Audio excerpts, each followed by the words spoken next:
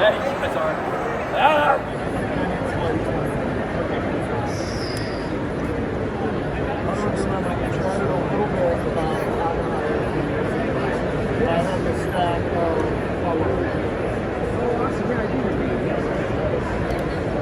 I didn't realize you were going to do that this weekend. So all of a sudden, earlier today, it was like,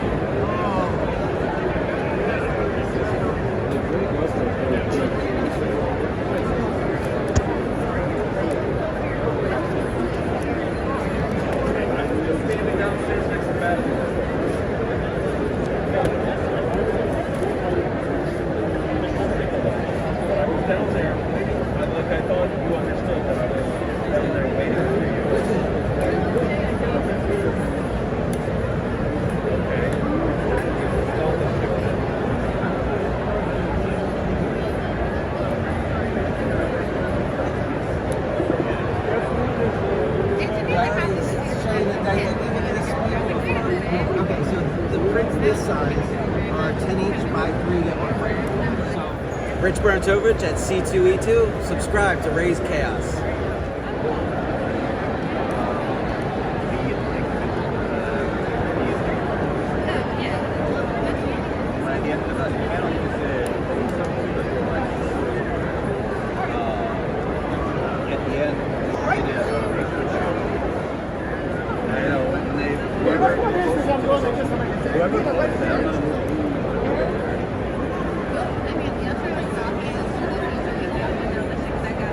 And welcome back, everybody. My name is Raze Chaos. You've made it back to my channel, and oh, it is the Christmas season, all right. You betcha. You betcha. Isn't that a funny phrase? I always love that. You betcha. Yeah, I don't even know where that came from. But yes, here we are. We are at the week of Christmas.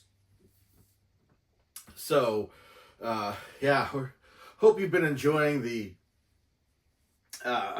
excessive amount of videos that Raze has been making in celebration of Christmas. Gotta show you a lot of stuff, and hopefully you enjoyed it. But we're getting close. It's almost there. This is the week of Christmas. So Raze thought, what would be better than to have a character that would not even celebrate Christmas because she's Japanese. Yes, that's right. We've got Katana from DC Comics. This is the Isekai Katana from the animated series, Suicide Squad animated series. Okay, Raze watched it. Could Raze tell you anything about it? Not really, because it didn't catch Raze's interest at all.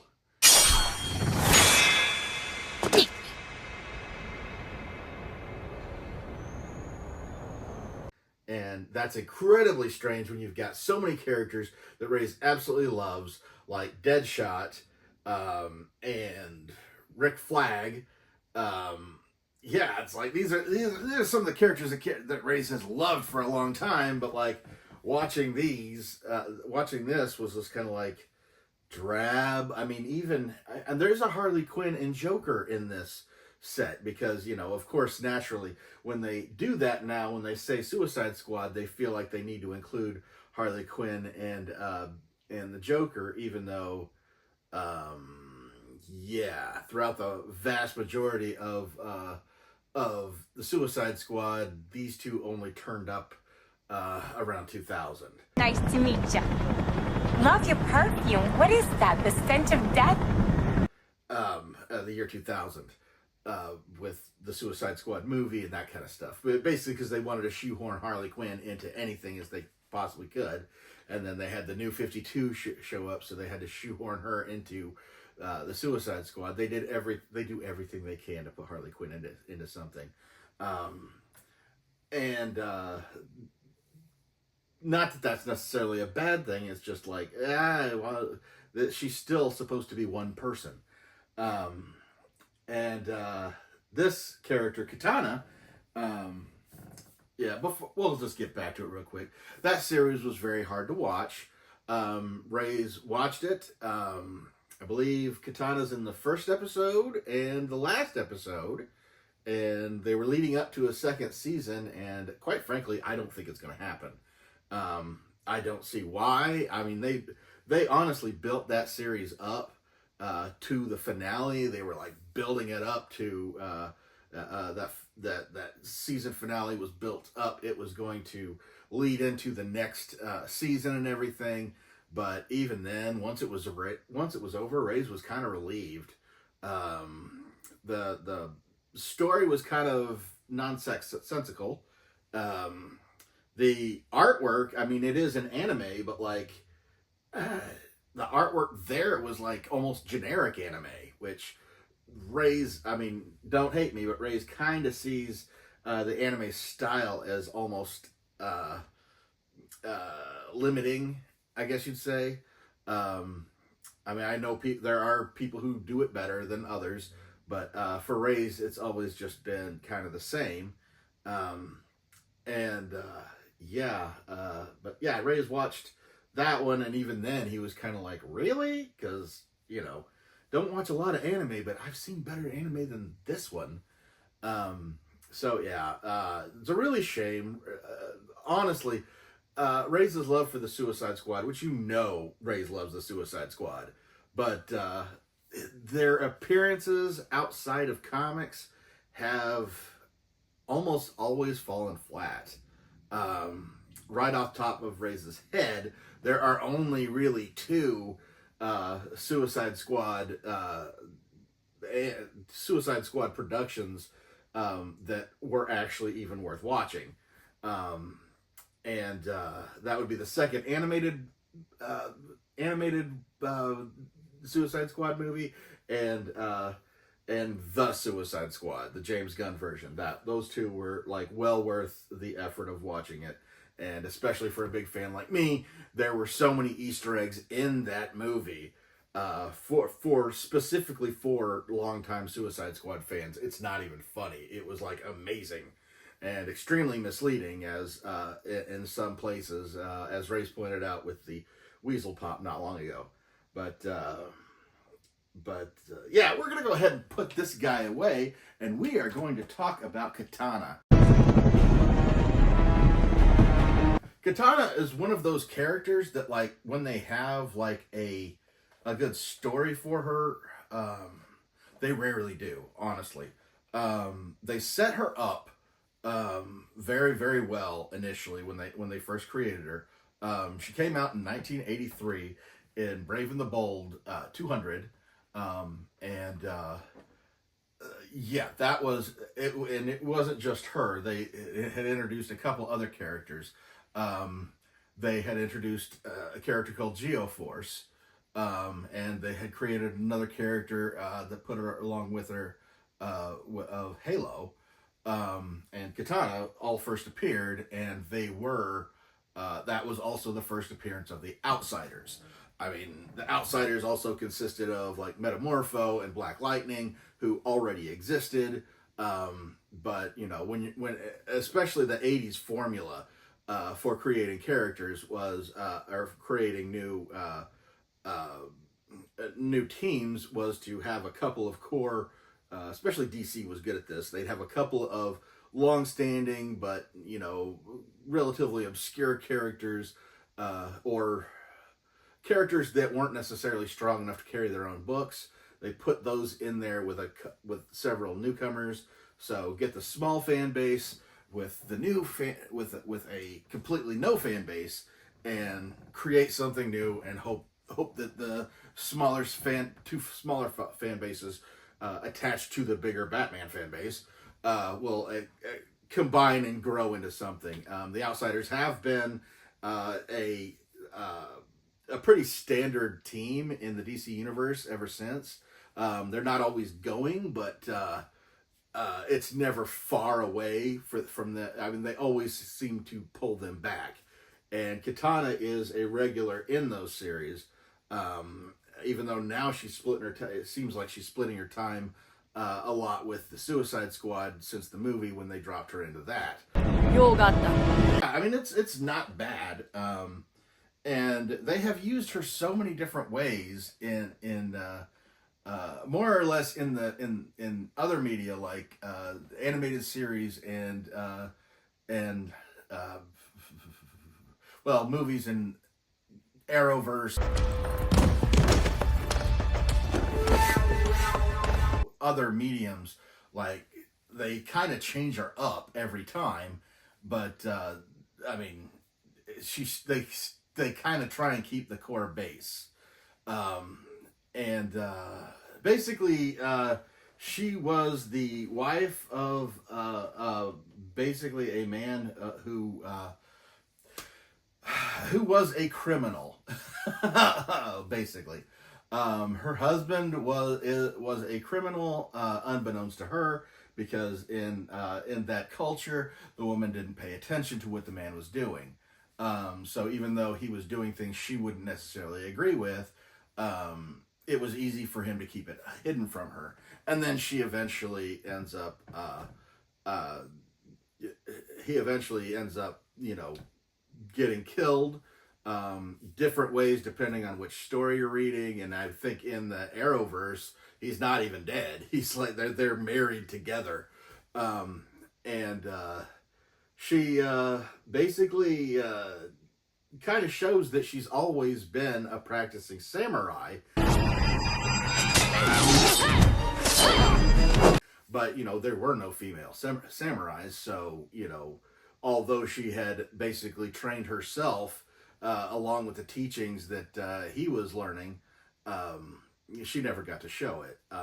But yeah, there are stories in which she was actually trained at an early age to be a samurai, and was basically almost trained as a weapon to be the infiltration. She was a woman. She could go places unnoticed where men couldn't. But she'd be like a mad dog when she got in there. She was just a murderous machine. And that's another thing that they have kept with her, because the craziest part about Katana is that you really can't have a superhero and a samurai combined, because samurais are killers. I mean, they will kill. There may be a code to it, but the fact that, you know, basically superheroes in general, most of them anyway, have a no-kill policy. And when they don't have that no-kill policy, they're referred to as anti-heroes. So she has at best been an anti-hero the entire time, though they did their best to make her a superhero. When Katana first showed up, like her primary, you know, outside of her martial arts, she would use her throwing stars, primarily the same way Batman uses his batarangs. You know, it was just kind of like a boom, boom, let me, you know, incapacitate people. But she had this sword. She has the Soul Taker sword, which isn't even really kind of focused on here. And that was a 14th century samurai blade, which is odd because depending on where you're reading it, there were two Soul Takers, one imbued with a magical curse, the other one just a regular sword. And I think they did that just so they could, whatever they wanted to do, they were like, okay, should Katana have supernatural abilities or not? The Soul Taker sword, the supernatural version, anymore it's lent to basically granting immortality to the person that's wearing it, and the sum of all samurai knowledge is granted to this individual, provided they're worthy. And then in other ones, the Soul Taker sword, the name said a lot. If you were killed by the Soul Taker blade, your soul was trapped within the sword, and the user of the blade could essentially pull you out and make you an undead servant, a mindless servant, even though you'd still be you'd just be compelled to obey that person. And Katana, for the longest time in the 80s, That's what the Soul Taker was. They even had it at one point where her husband was actually killed by the sword, so she'd actually be able to bring him back and basically chew his ass out for being a dick, and then make him go do her bidding.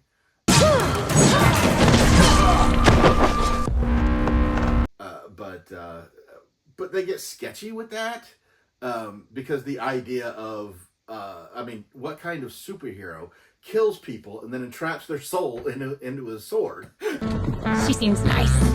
I mean, again, that's that's pushing the limits of what a superhero, what qualifies as a superhero. Gets really complicated. And so a lot of times in those first issues, those initial stories, our first appearance and then the ongoing Outsiders series, she basically primarily used the flat of her blade. It was just kind of like she went around spanking people with her sword, which is kind of funny. But I guess she could hit it hard enough or use the flat side of her blade to like really hurt somebody without cutting them. But I would think, and honestly, that would take more skill, I would think, to purposely make sure that you aren't using the lethal side when there's two sides of the sword, making sure you're concentrating on the other side. That's kind of that's kind of difficult. But like in later iterations, I'm going to stay with the original iteration for a little bit more. In that initial story, they brought in Halo, which was an alien who basically had possessed a runaway, a young runaway, a young teen runaway, was possessed by this alien. And when this alien possessed this young girl, basically it had the memories of neither the alien or the young girl. So Katana kind of took her in and was playing the mother to her, while essentially memories came back from both ends, where the alien realized what it was. The young girl remembered her name, and that kind of thing. And it was good story drama for the the Batman and the Outsiders series. It was really solid in that. Later incarnations, you don't really see Halo as much anymore. They've kind of shifted her to do her own thing, and the familial connection to Katana being her foster mother has kind of dissipated. So that's really, I think it's kind of strange, but essentially they wanted to set up a Batman and Robin duo within the Outsiders when they were creating them, and that's what Halo and Katana were supposed to be.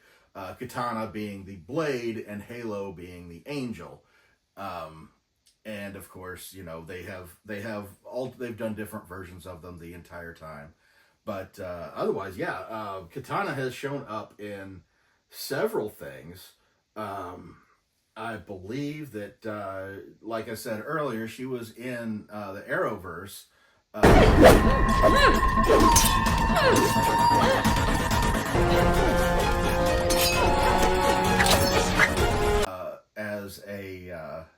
As a married couple with her husband, and again, the Soul Taker was in that as well.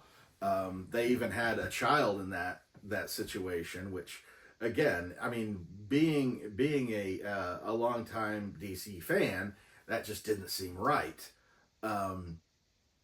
They had her show up in several of the animated series. She makes an appearance with the Outsiders in Batman Brave and the Bold, which is one of my favorite animated series of all time. She shows up with a version of Metamorpho and Black Lightning, all aged back very young.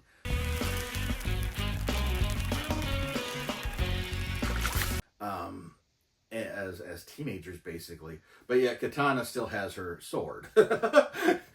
Like, there is no costume with this. She's just like a young girl with a sword. But yeah, I mean, and she's shown up in where else? There was a after The Brave and the Bold ended, which, if you know anything about the way DC works, is and Raze found this out. This is something that even if there is not a Superman TV show or movie, and this applies to Batman, this is Superman or Batman, if there is not a TV series or movie going on, there is one in production at all times. So even when Brave and the Bold was reaching the end of their rope, they literally, like, if you watch the last episode of Batman the Brave and the Bold, they actually give you a preview of Beware the Batman. I think that might be the series that came after that, which was primarily CG. And Katana played a CIA agent who had infiltrated the League of Assassins and stolen the Soul Taker sword, which is like, okay, I guess they're keeping everything. But she essentially her father's best friend was Alfred, and essentially Alfred pulls some strings, and when Katana needs to get away from the CIA and whatever the heck's going on there, at some point during that convoluted thing, essentially Katana becomes Bruce Wayne's bodyguard. And so in that series, there wasn't a Batman and Robin, there was a Batman and Katana. Suited up and armed.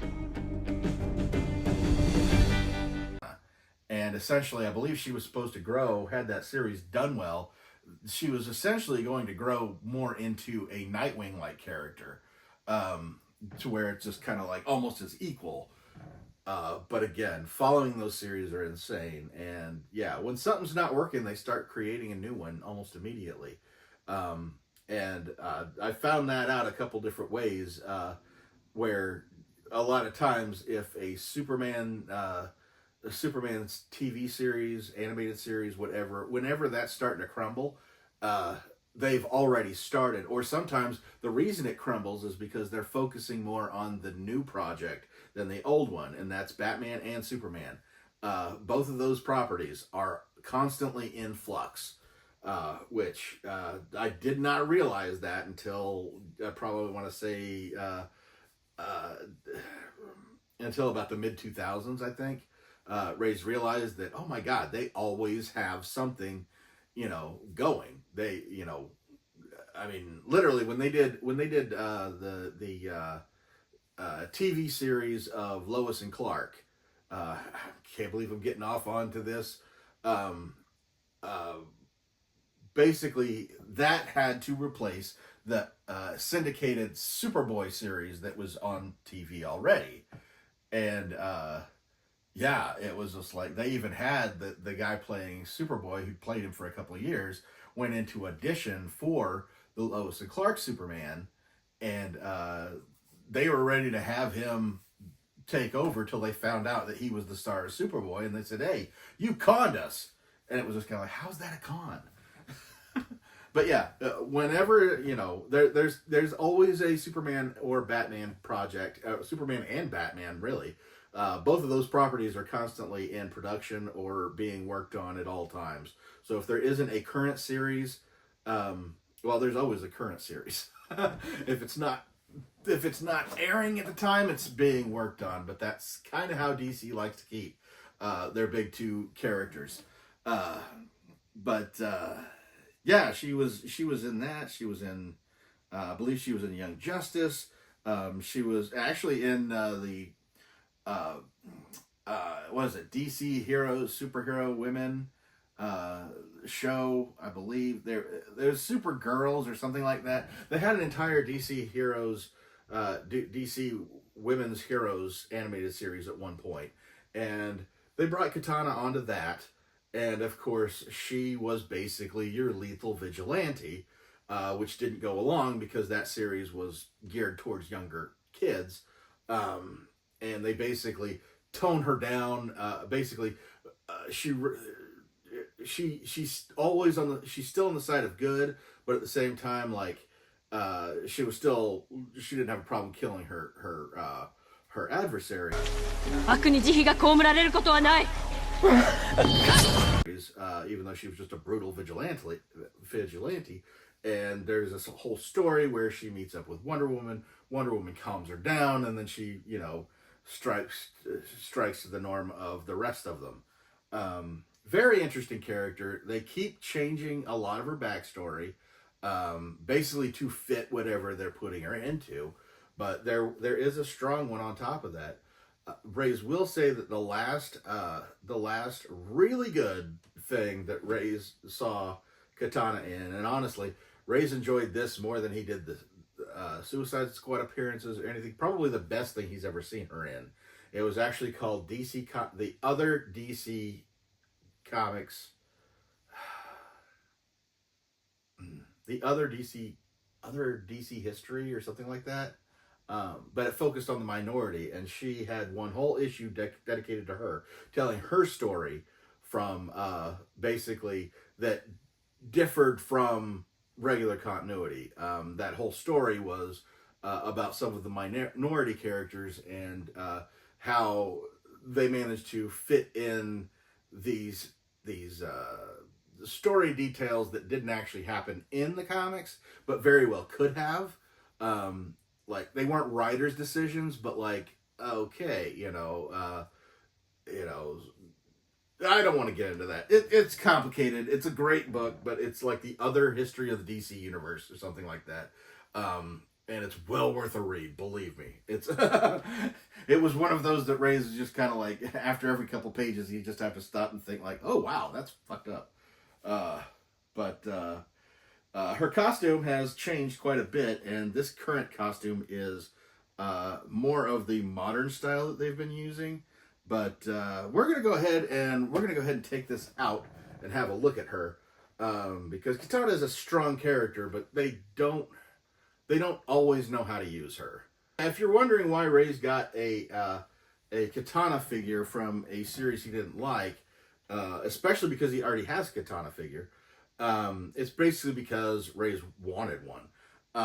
The Katana figure he already has is from the DC Bombshells, which was a great little side project, but it wasn't the actual her. They haven't done an actual Katana figure. In general, they haven't done a straight Katana figure. It's always been from something, and this one was close enough to what they usually do, because the later version of having the Japanese flag as the mask, or the red dot as far as the Japanese flag goes, that was a later addition. I loved her original costume, which was more of a traditional samurai, but at the same time, it was also, I could understand it because it wasn't really just like a slip-on thing. It was almost like a uniform. So it didn't really lend itself well to quick changes. But they did really great with this figure. It combines several of the newer versions of Katana, which totally works. What cracks me up a little bit is that the Soul Taker is actually sheathed and behind her, which character-wise, that doesn't necessarily make a lot of sense. But the detail they put in here is to basically focus more on that series, which, can't say I'm too upset it's gone, but this is a pretty standard, decent Katana pop. It would work well. It would work well until I got one that was comic accurate, being one of the newer costumes or the original costume, either way. But this is good enough, because Raze would keep the Bombshells separate from the rest of them. And so it was good to have an actual Katana figure in his collection. So, yeah. Once again, Raze has brought out a Christmas video that has absolutely nothing to do with Christmas, and even a character that wouldn't celebrate Christmas because the Japanese don't celebrate Christmas. So, yeah, if Raze can make it uncomfortable, Raze is going to make it uncomfortable, because that's what he does. But I certainly hope you've enjoyed this video. I hope you've enjoyed learning more about Katana. she's still like one of those characters that they could do more with if they wanted to focus on her, but they tend to either have her as the silent weapon in stuff, or completely different from any other iteration every time. And I would love to see a more solid Katana show up, a more, bringing in, I mean, basically the only thing they tend to keep is that that her sword is magical. And even then they don't always do that. But anyway, Raze would love to see more done with this character. But then again, Raze says that about every DC character, because there are no bad characters. There are only bad storytellers. And Raze feels like a bad storyteller trying to explain Katana right now. So Raze is going to go ahead and get out of here now. I hope you're having a great Christmas season. I hope you are spending a lot of time with family. That's the most important thing. Just hopefully the Christmas stress isn't getting to you. And I hope I give you a low anxiety Christmas is what Raze hopes for you. I hope you don't pull your hair out, and I hope when it's over, it's not a relief. It's just a fun memory. So Raze is going to go ahead and let you go now, but never forget that life is full of odd moments. You never know when you're going to be defined.